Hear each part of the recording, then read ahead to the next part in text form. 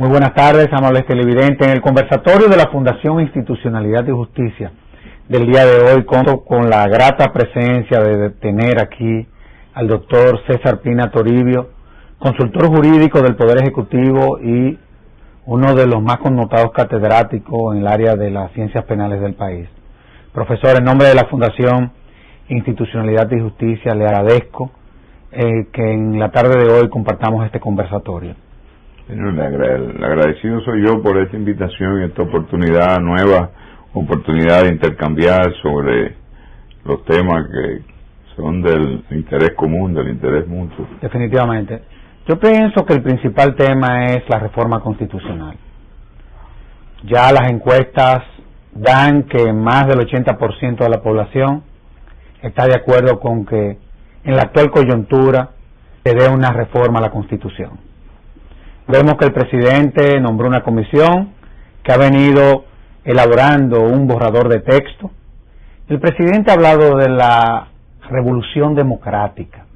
¿Cómo ha interpretado la comisión esa frase del presidente? ¿Realmente esta reforma constitucional va a contribuir a que, no habiendo una constituyente, en la República Dominicana vivamos una revolución democrática?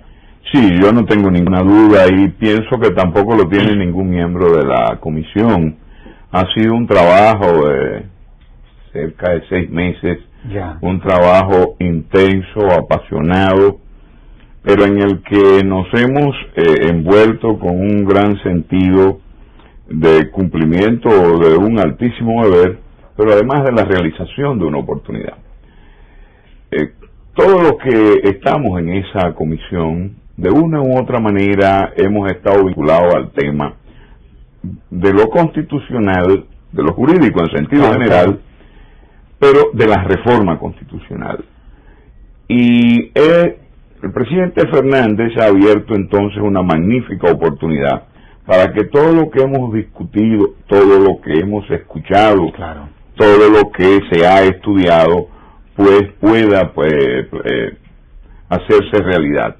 Y que esa transformación institucional, ese fortalecimiento de los poderes públicos mediante un rediseño de los mismos y sobre todo de las relaciones entre ellos, fortalezca entonces el clima democrático y fortalezca el Estado de Derecho. Y yo estoy perfectamente de acuerdo con la idea de que se trata de una revolución democrática.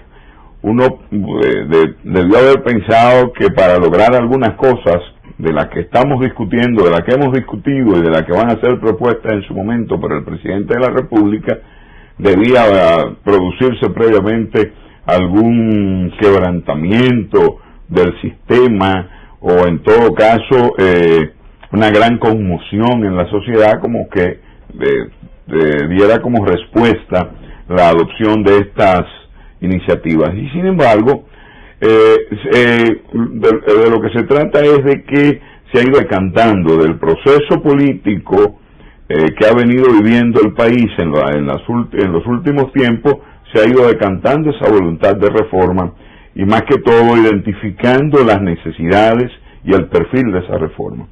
O sea, ya la sociedad dominicana tiene claro que hay unos temas constitucionales que no le son ajenos, que no le deben ser ajenos, respecto de los cuales hay en el seno de esa sociedad ya unas ideas y unas orientaciones bien concretas, que es el momento de que se plasmen en la Constitución. Reforma del aparato judicial, completar las reformas que se produjeron a partir del año 1997, tomando como punto de partida lo que había sido la reforma inacabada, digamos así, de la Constitución de 1994, la redefinición de los poderes del Ejecutivo, el replanteo de los roles del Congreso y de la necesidad de asegurar el ejercicio democrático a lo interno del Congreso, fundamentalmente mediante mecanismos que obliguen a la concertación, es decir, que no permita que una fuerza política se pueda hacer como resultado de un proceso electoral en que le haya sido auspicioso, que le haya sido favorable, que no pretenda convertirse en el dueño de esta institución y consecuentemente de imponerle a los demás sectores del país la hegemonía de sus decisiones y mucho menos de su pensamiento.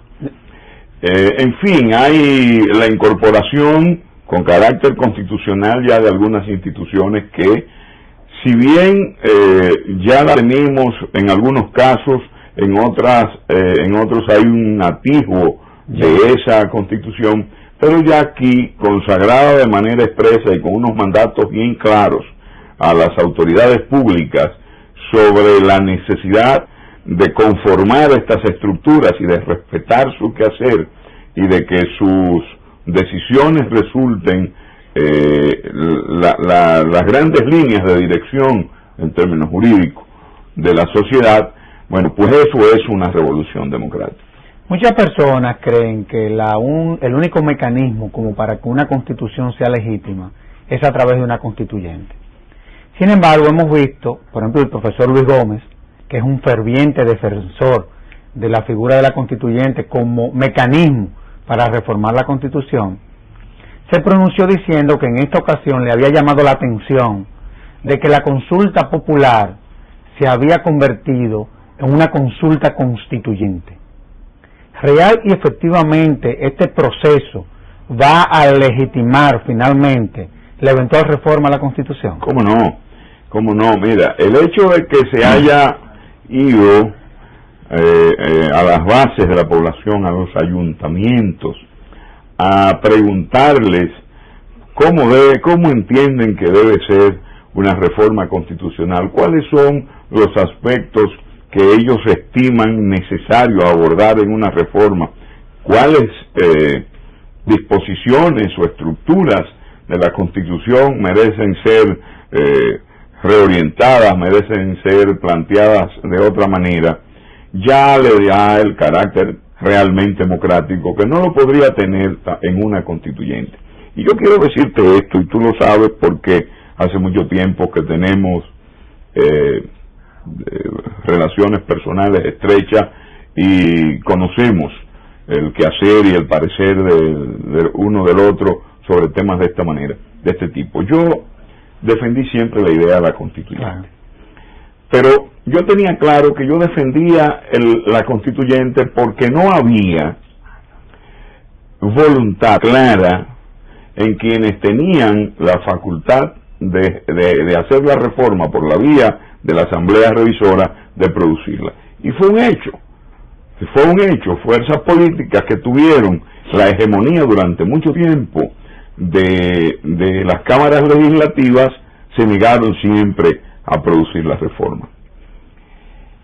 Eso hizo que la reforma, digamos que llegara con ciertos retrasos. Claro. Y mientras eso se producía, se estaba produciendo en el seno de la sociedad la identificación de las líneas maestras de esa reforma. Ya se sabía que de lo que hace falta es ampliar la participación popular, claro, que la democracia no puede descansar exclusivamente en que cada 4 años el ciudadano acuda a escoger a unas autoridades, sino que debe tener oportunidad también de participar de modo directo en algunos otros aspectos de la gestión pública.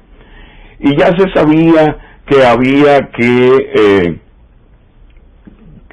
rediseñar mejor los respectivos poderes públicos y las relaciones entre estos. Ya se sabía, por ejemplo, que había que abordar con gran sentido de responsabilidad histórica y responsabilidad social la definición del concepto de nacionalidad, porque el país había estado dependiendo de unas fórmulas adoptadas en unos momentos en los cuales las circunstancias del mundo y del propio país eran absolutamente diferentes. Claro, claro. Es decir, se fueron identificando en el seno de la sociedad a través de de sectores de algunos partidos políticos, de las academias, de la sociedad civil organizada, en fin, de todos los instrumentos de expresión de que se ha podido valer la sociedad dominicana, se fueron identificando esos temas, de manera que lo que debió ser un debate que podía darse en el seno de una constituyente se estaba dando en el seno de la sociedad dominicana. Claro. Entonces, la alternativa de utilizar la asamblea revisora a propósito de un Congreso recién renovado, es decir, que tenía una legitimidad plena en tanto que alcanzaron votaciones importantes de la ciudadanía y asumían esa voluntad de producir la transformación e identificando lo que la sociedad estaba planteando, bueno, pues para mí eso resultó un mecanismo más democrático que la constituyente. Y sobre todo el problema de la oportunidad histórica. Yo tengo un poco la impresión de que cuando desde el argumento político se plantea la necesidad de la constituyente, de lo que se está hablando es de no hagamos la reforma.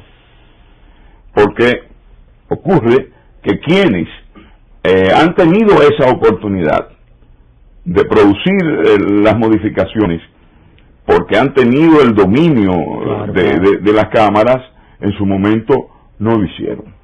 De manera que, y si hoy levantan la idea de la constituyente, uno tiene legítimo derecho a pensar es que no se quiere la reforma. Si como respuesta a eso se dice, mire, vamos a aprovechar a ese Congreso recién renovado y vamos a preguntar en el seno del pueblo cuáles son las líneas de la reforma y vamos a llevar esa reforma, entonces estoy plenamente convencido y pienso que le ha ocurrido a los demás compañeros de la comisión que han defendido, como he defendido yo durante más de 30 años, la idea de la constituyente, que la real constituyente está ahí.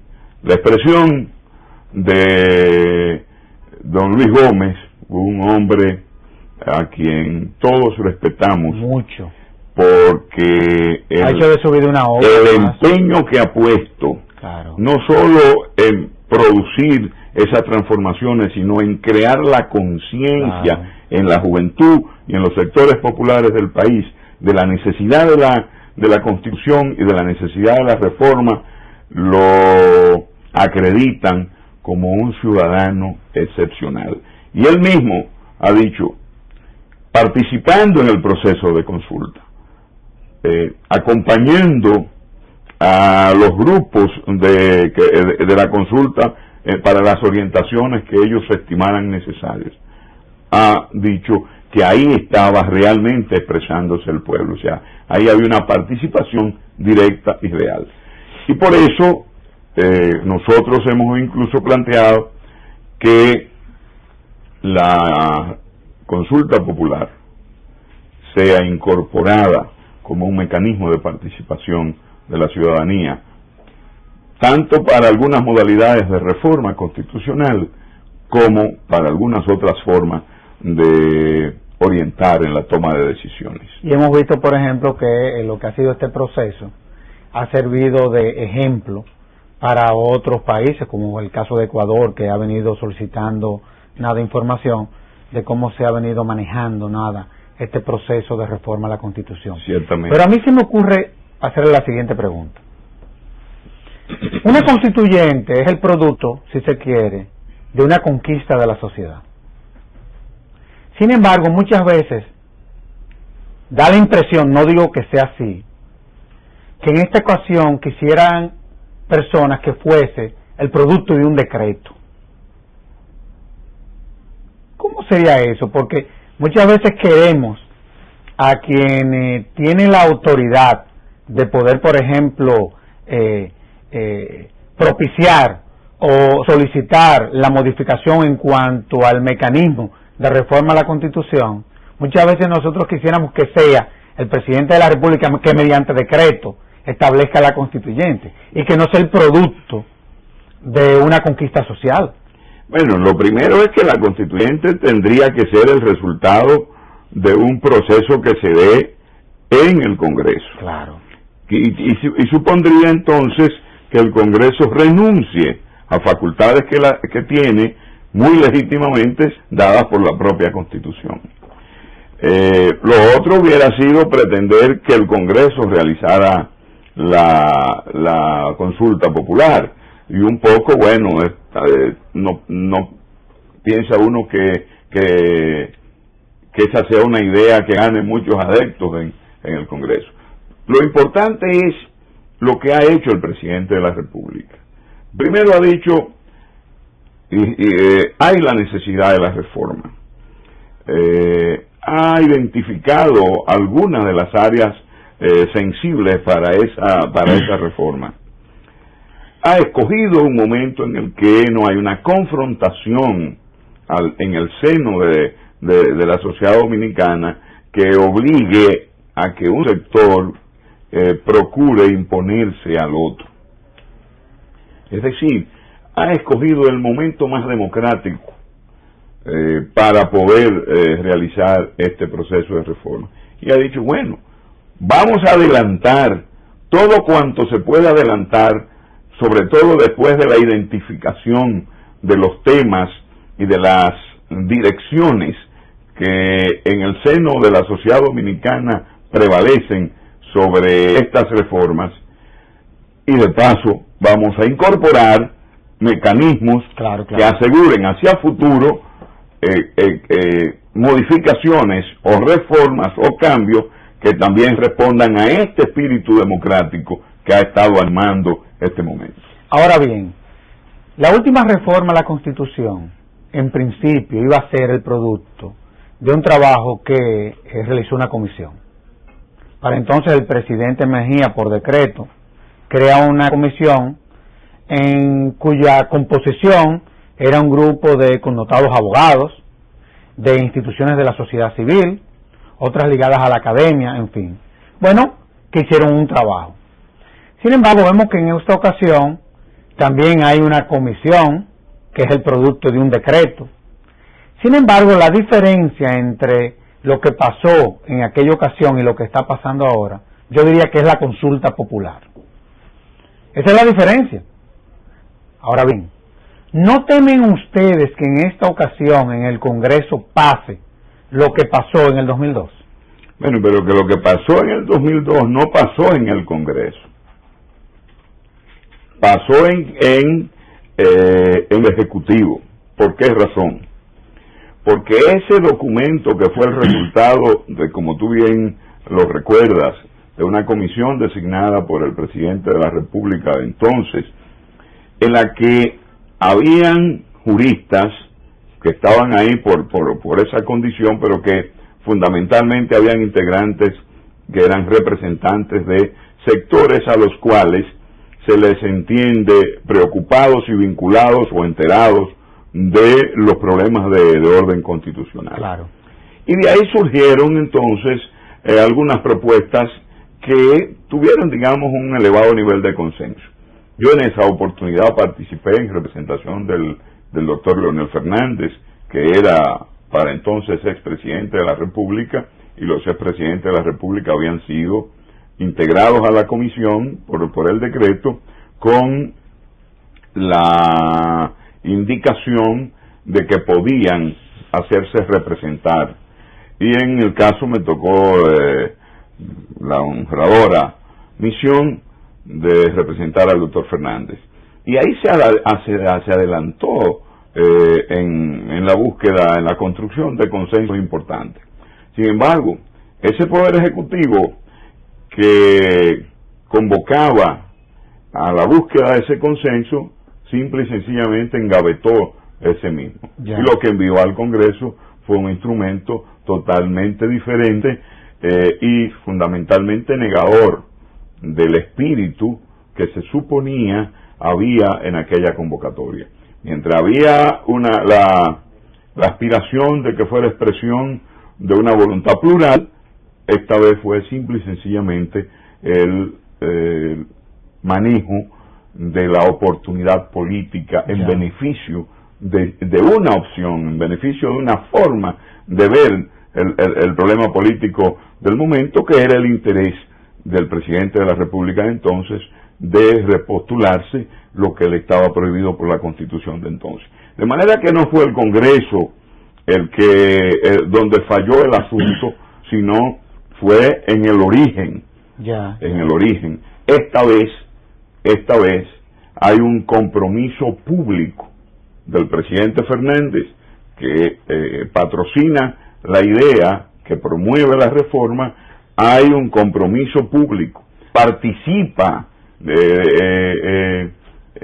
promoviendo la consulta popular y escucha de manera directa los resultados de esa consulta, y pone en manos entonces de personas que tienen altas calificaciones, muchos de ellos, casi todos, con una excepción, y otros con interés manifestado durante mucho tiempo en que se produjeran procesos de este tipo.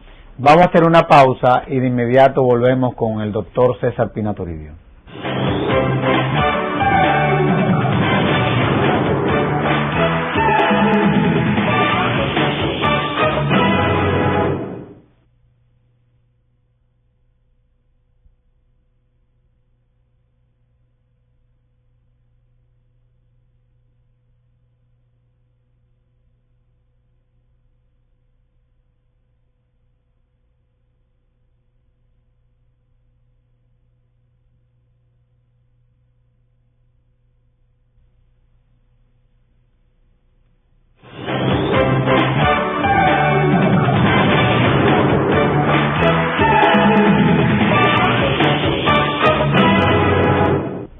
Sin embargo, don César, las instituciones no se fortalecen escribiendo constituciones. De una u otra forma, todo esto va a contribuir, sin lugar a duda, a mejorar, digamos así, lo que es el fortalecimiento de la institucionalidad en la República Dominicana. Pero también el presidente ha hablado de que no basta con una reforma constitucional, sino que hay otras reformas que están pendientes.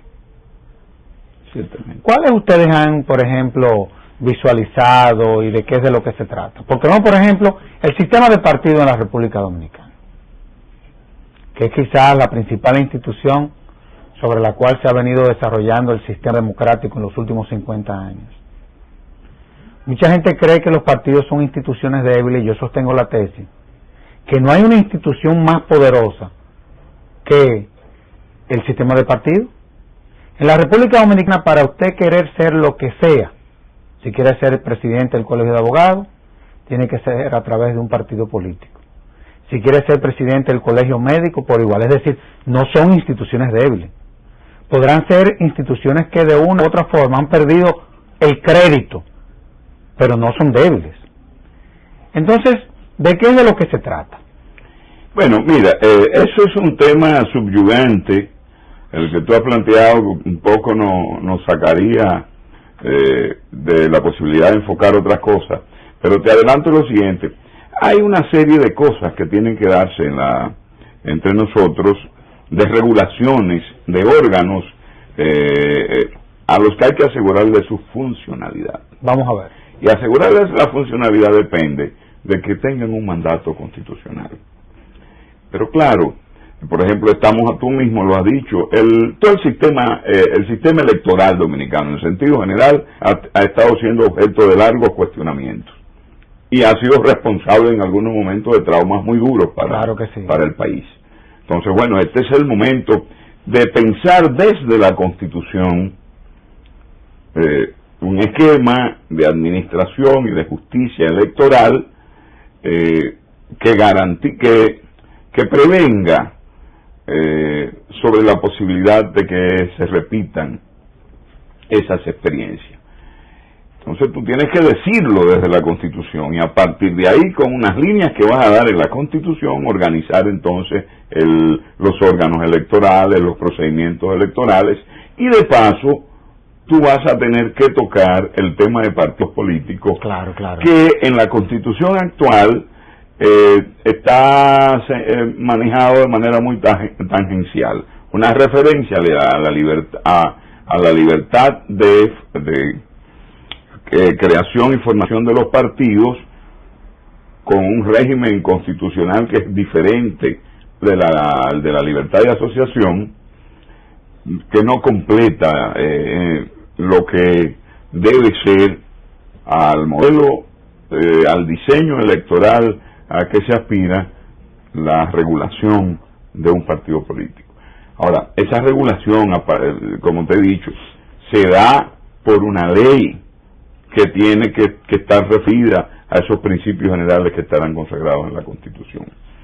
Y lo mismo ocurre con el caso de procedimientos tan importantes para la participación y la legitimidad democrática, como es el caso del recurso de amparo, claro, como es el caso de los mecanismos en los cuales se permita a la ciudadanía expresarse directamente sobre temas que sean de su interés. Entonces tú tienes que organizar el referéndum, tú tienes que organizar el derecho a petición, tú tienes que organizar la consulta popular, por ejemplo, partiendo de lo que ha sido una experiencia válida. La iniciativa legislativa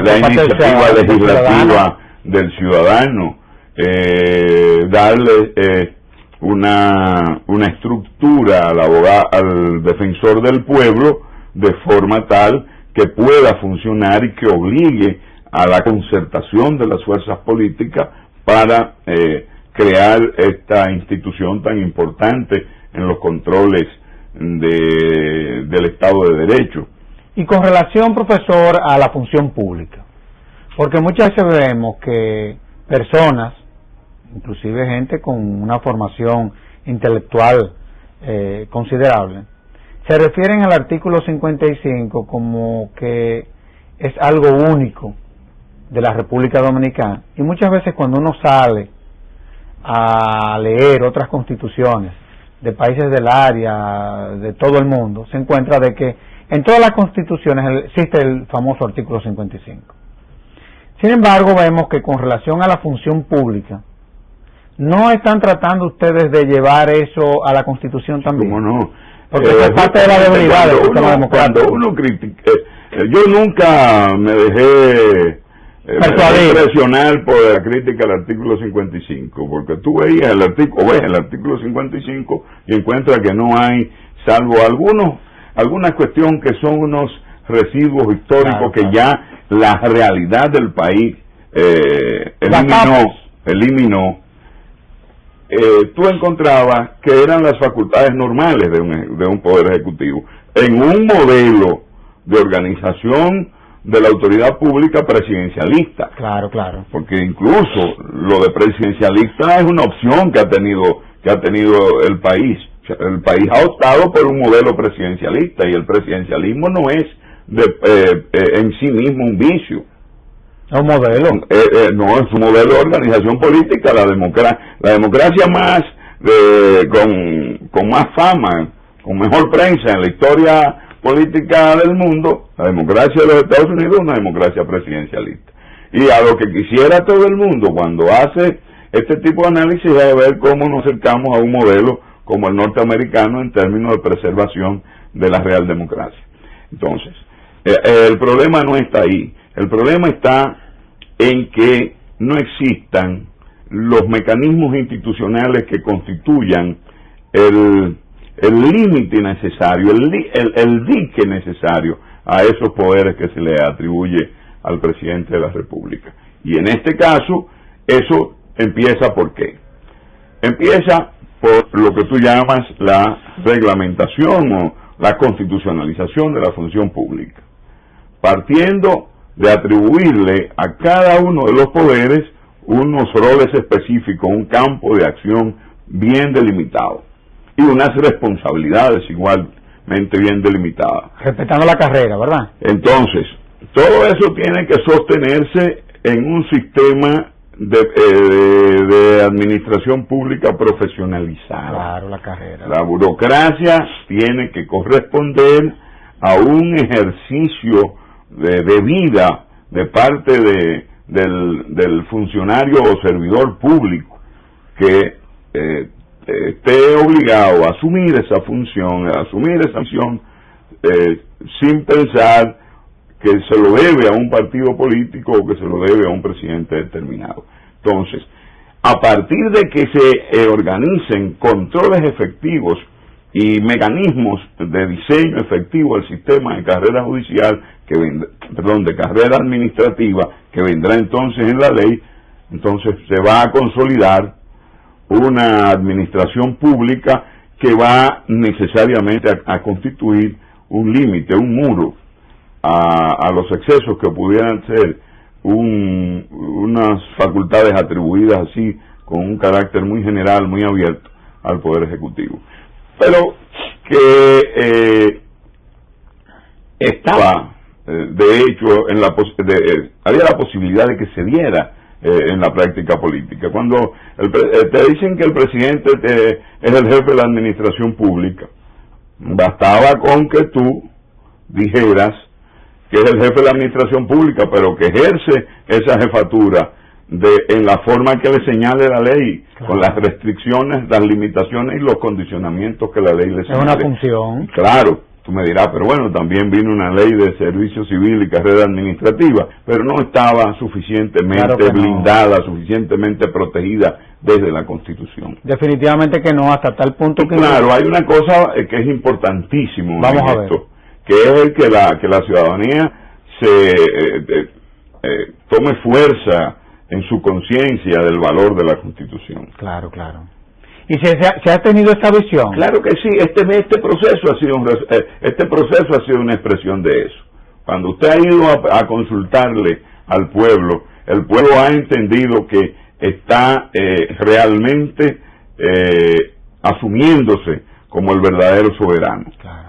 Pero está empoderando el proceso. Pero además está operando el proceso, digamos, didáctico, pedagógico, de que el pueblo entiende entonces mejor qué es una constitución, claro, y cuál es su valor. Claro. Y de esa misma manera va fortaleciéndose en su ideario, fortaleciéndose en la cultura popular el valor de la Constitución y consecuentemente la disposición a demandar el cumplimiento de la Constitución. Si además de eso tú le provees de los mecanismos necesarios, de la jurisdicción constitucional, claro, de los procedimientos para poner en funcionamiento, para acceder a esa jurisdicción constitucional, entonces realmente estás rebasando esa historia o esa etapa de que la Constitución es un simple pedazo de papel. A la Constitución hay que dotarla de instrumentos que garanticen su vigencia real y poner esos instrumentos en manos del pueblo. Hacia eso estamos caminando en esta propuesta de Constitución que ha elaborado la comisión designada por el presidente de la República. Profesor, se habla mucho del Estado de Derecho. Cuando uno escucha los planteamientos que usted ha hecho en este conversatorio, da la impresión de que el Estado de Derecho en la República Dominicana se agotó. Es decir, como que más que un Estado de Derecho, lo que tenemos es un Estado de legalidad. Porque a la estructura de ese Estado le están haciendo falta una serie de instrumentos como para poder garantizar que exista un Estado de Derecho. Pero se ha hablado mucho en estos días sobre la seguridad jurídica. Y evidentemente hay situaciones, hay problemas con los cuales el Estado dominicano y con ellos su sociedad seguimos conviviendo que atentan contra la seguridad jurídica, como por ejemplo el caso de la corrupción. ¿Hay seguridad jurídica en la República Dominicana? Porque ese es un debate. Mira, si tú preguntas que si hay seguridad jurídica así en abstracto, muy probablemente haya que decirte que no. Ya. Pero ahora yo te pregunto, haz el examen de una etapa, digamos, 25 años, de los últimos 25 años de la vida del país. Hace 25 años tú podías resolver con mayor eficacia situaciones afincándote en la ley. Definitivamente que no. No. Hoy tú puedes hacerlo sí, con mayor eficacia que hace 25 años. Claro que sí. Y la noción de Estado de Derecho y y una noción que es consustancial o es es una consecuencia del Estado de Derecho, que es el de la seguridad jurídica, es un proceso en una permanente construcción.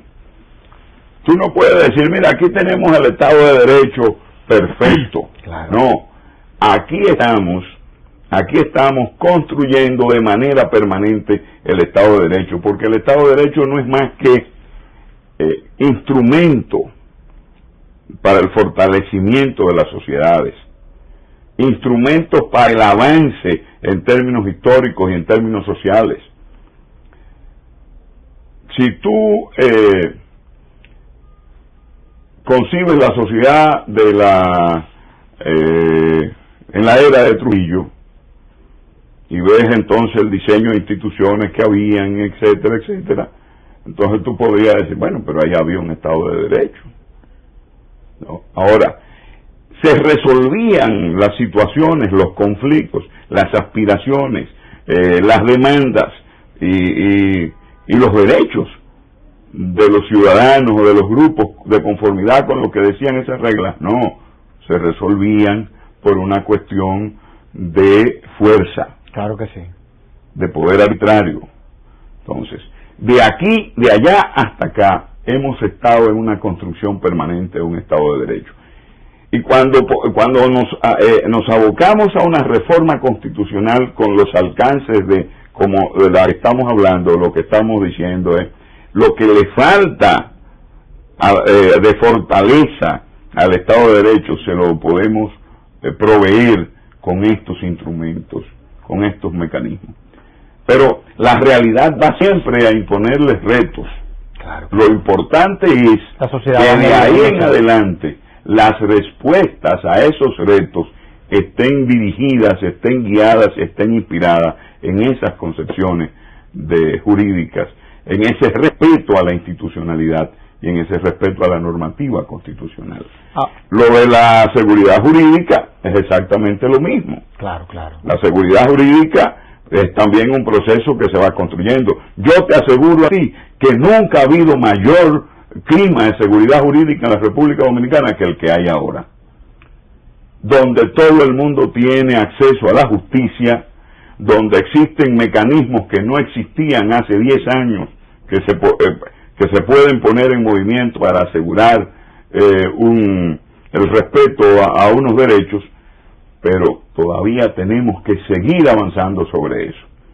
Y se le hace un mal servicio a esa posibilidad de crecer hacia el fortalecimiento de la institucionalidad y de la seguridad jurídica, cuando se hacen denuncias irresponsables, cuando se lanzan acusaciones que no están ligadas a señalamientos concretos, o cuando se pretende que porque un tribunal, una decisión judicial no ha satisfecho un interés particular,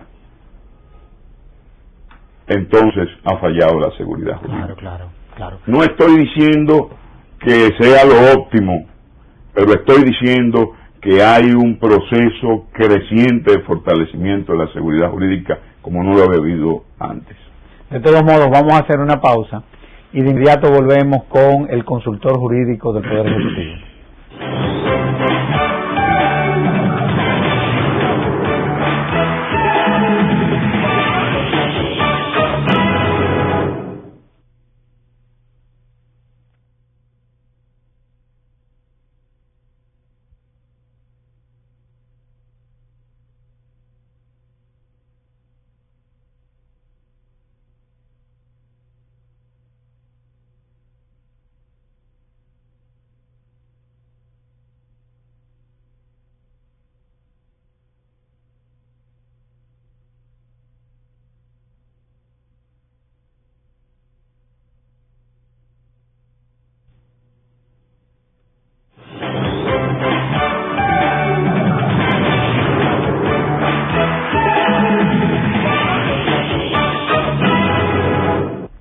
Profesor, sigamos con el Estado de Derecho.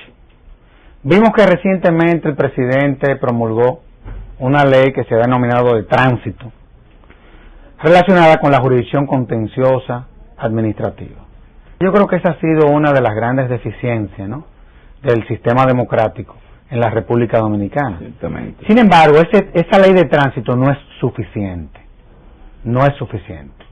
No, ¿Qué se ha contemplado desde la comisión, profesor? Mira, la ley en estos momentos es muy oportuna, porque redefine los roles y fundamentalmente plantea ya el problema de la justicia administrativa. Claro. Lo plantea y obliga entonces a que haya soluciones por la vía de la justicia administrativa, creando el Tribunal Superior Administrativo, Tributario, donde se fusionan una serie de instituciones que estaban en la ley, que no estaban operando de manera real, para que pasen a operar esta vez con la estructura que tiene en la actualidad, o que tenía en la actualidad, porque ahora se amplía el Tribunal Contencioso Tributario. Lo cierto es que eso es un buen paso hacia crear las jurisdicciones administrativas, hacia crearla, a darle un orden organizacional con un sentido lógico y estableciendo en la cúspide un organismo de control. Desde la propuesta de reforma constitucional hay adelantos importantes en ese sentido. Pero esta ley, y es lo válido de esta ley, empieza entonces a crear la dinámica necesaria de instancias claramente señaladas por la ley, de procedimientos también simplificados por esta ley, de modo que el ciudadano pueda entonces ejercitar esa experiencia de justicia administrativa y de crear entonces las bases de una cultura en este sentido, de crear incluso la verdadera jurisprudencia, digamos así, en esta materia. No, y también haberle quitado, por ejemplo, al órgano rector del Sistema Nacional de Control, esa parte de jurisdiccional, que ha venido distorsionando la verdadera misión, por ejemplo, de la Cámara de Cuentas. Cuando a la Cámara de Cuentas se le dan estas atribuciones, no hace ni una cosa ni otra. No, y es una verdadera locura. De manera que podrá ahora dedicarse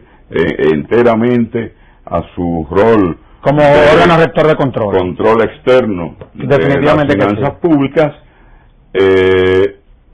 y entonces un organismo más especializado, con recursos profesionales y materiales y técnicos más adecuados, encargarse de lo que es el control de la actuación de la autoridad pública respecto del ciudadano.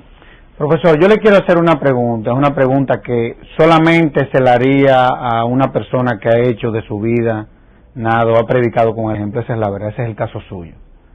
Si hay algo en lo que todos los sectores, inclusive políticos, coinciden, es de que usted es un hombre serio y bueno, y que ha hecho de su vida una obra, esa es la verdad. Sin embargo, el fenómeno de la corrupción en la República Dominicana, nosotros como sociedad seguimos percibiendo de que anda de su cuenta y de una u otra forma de que eso está atentando contra el fortalecimiento de la institucionalidad en la República Dominicana. Sin embargo, usted, aparte de ser consultor jurídico del Poder Ejecutivo, usted es miembro de la Comisión Nacional de Ética y Combate a la Corrupción.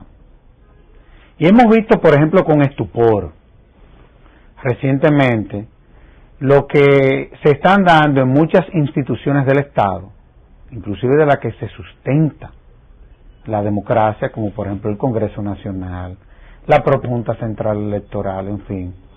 Hemos visto cómo los denominados incentivos, hay quienes sostienen la tesis, por ejemplo nosotros de la Fundación sostenemos de que eso es ilegal, de conformidad porque establece el Código de Ética del servidor público.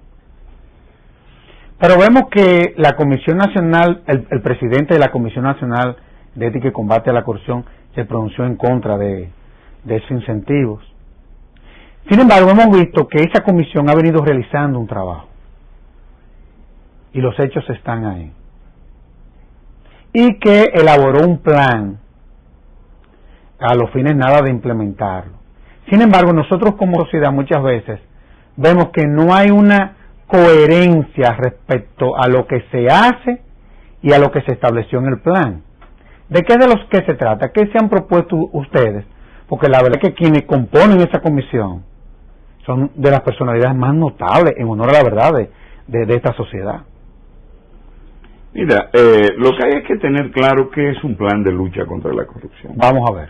Un plan de lucha contra la corrupción no es una receta para decir aquí se acabó la corrupción hoy y ya todo el mundo está actuando de conformidad con las normas éticas y con las normas jurídicas. No, es un proceso que es fundamentalmente un proceso de creación de valores y de fortalecimiento de culturas, más que de fortalecimiento, en este caso de transformación de culturas. Y tú sabes que lo organizamos en sobre una serie de pilares, donde estaba la profesionalización del funcionario público. Yo me atrevo a decirte que se ha avanzado suficientemente en eso, pero no todo. Pero lo que tiene de funcionamiento la Comisión de Ética, ese plan se ha venido cumpliendo y se ha venido monitoreando. Y en unos días estaremos ya dando los informes relativos a los 2 últimos semestres del seguimiento al plan. Entonces tú vas a ver cómo de manera gradual se han venido experimentando adelantos en lo que tiene que ver con el respeto al estatuto del servidor público, claro, en lo que tiene que ver con el acceso el libre acceso a la información pública, como va creciendo el número de instituciones que ya tienen su órgano para permitir el acceso a la información y el cumplimiento de la ley en este sentido, la divulgación de estos instrumentos nuevos y de estos valores también, por decirlo de alguna manera, nuevos tanto en el seno de la administración como entre los ciudadanos. Y yo pienso que, como lo dijimos desde entonces, era un plan que no podía medirse en el corto plazo, y que no podía temerle a las críticas que vinieran en ese corto plazo que supusieran lentitud o abandono del plan. Lo que quisiera todo el mundo, lo que quisiera todo el que favorece la corrupción es deslegitimar el plan. Y que eso fracase también. Y que entonces esas medidas graduales que se van adoptando, se relajen, se abandonen sobre la base de que, bueno, no están resultando, no están produciendo los efectos deseados. No. Al formular el plan, al anunciarlo, le dijimos al país, no estamos seguros que es un trabajo muy largo, que es un trabajo que no va a exhibir grandes frutos a corto plazo. Entonces, ¿qué debe hacer la sociedad? ¿Qué debe hacer la ciudadanía? Observar a partir de esos informes sobre la marcha del plan, cómo, si se ha ido o no se ha ido avanzando en este sentido. Es muy probable que el avance sea asimétrico, que en algunas cosas se haya avanzado. Por ejemplo, al adoptar un nuevo sistema de contratación de obras y servicios por parte del Estado, evidentemente hemos dado un paso importante, claro, pero ese paso no podía ser el único y el definitivo. Era necesario que eso echara raíces, que eso se fortaleciera, que eso se expandiera en la administración del Estado, y que se fueran creando incluso los mecanismos que lo aseguraran. Y en todo eso se ha avanzado. Ahora, usted ha hablado de la ley de libre acceso a la información, que usted ha estado ocupado y preocupado para que esa ley se implemente. Inclusive fue una de las personas que no solamente trabajó para que esa ley finalmente fuera promulgada fuera sacada del Congreso, sino también en cuanto a lo que fue su reglamentación. Desde el Ejecutivo se le están asignando los fondos a las instituciones gubernamentales como para que se puedan instalar las oficinas a través de las cuales se va a dar la información que les sean solicitadas a las instituciones. Sí, hay el hecho de que hay permanentemente en creación oficinas de este tipo te indica que están fluyendo esos recursos y que ya está generalizándose la voluntad en este sentido. Yo tengo mira, una de las cosas más difíciles que ha habido para regular en los últimos tiempos ha sido el libre acceso a la información, al extremo de que hay muchas sociedades que ni siquiera tienen la ley. Sí, definitivamente que sí. Y si ni siquiera tienen la ley, no pueden tener la estructura y no puede haber la cultura en este sentido. Entonces, en la medida en que tú das paso a la ley, das paso a una reglamentación que se adopta en función de las previsiones que la propia ley crea, de forma que sea expresión de una amplia participación. Vas creando las oficinas, vas creando los órganos. Pero viene la cultura, que no es fácil. Exacto. Que es la difusión. Entonces se necesita que haya desde la sociedad la demanda de la información. Claro. Y eso va a implicar educar a la ciudadanía. Pero eso no serviría para nada. Esa demanda de la información. Claro. Pues mira, estamos en ese proceso y no estamos estancados, estamos creciendo. Claro, hemos querido conjugar un vicio de siglos del Estado Dominicano que necesariamente no se puede borrar de la noche a la mañana. Profesor, se agotó el tiempo. Se nos quedó el Código Procesal Penal. Usted preside la Comisión Nacional de Implementación de la Reforma Procesal Penal. Hemos visto algunas voces, algunas con razón, otras sin